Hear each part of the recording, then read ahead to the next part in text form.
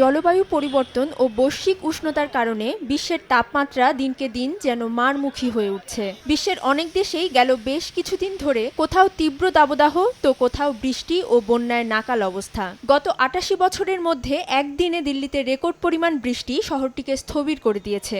ভারতীয় সংবাদ মাধ্যম ইন্ডিয়া টুডের বরাতে জানা যায়, বৈরী আবহাওয়ায় ২ শিশুসহ দেশটিতে অন্তত ৬ জনের মৃত্যু হয়েছে। শনিবার ভারতের আবহাওয়া বিভাগ নয়াদিল্লি ও আশপাশের এলাকায় ২ জুলাই পর্যন্ত অরেঞ্জ অ্যালার্ট জারি করেছে। সোমবার পর্যন্ত বৃষ্টি অব্যাহত থাকতে পারে বলেও দিয়েছে পূর্বাভাস।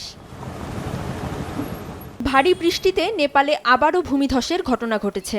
দেশটির পশ্চিমাঞ্চলের ৩ এলাকায় শনিবার ভূমিধসে শিশুসহ নিহত হয়েছেন বেশ কয়েকজন। জুনের মাঝামাঝি থেকে এখন পর্যন্ত বন্যা ও বজ্রপাতে প্রাণ হারিয়েছেন অন্তত ৩৫ জন। নগদের কাছে সব গ্রাহকই প্রিয়, তাই তো সারা দেশে ক্যাশ আউট চার্জ সবচেয়ে কম। এদিকে চীনেও অব্যাহত রয়েছে ভারী বৃষ্টি। ইয়াংজি নদীতে পানি বেড়েছে, বন্যায় প্লাবিত হয়েছে নিম্নাঞ্চল।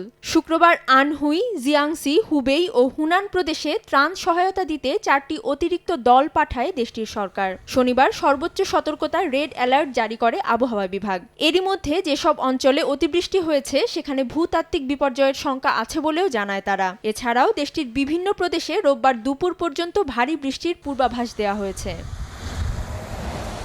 অধরা শ্রেয়সী অথই, সময় সংবাদ।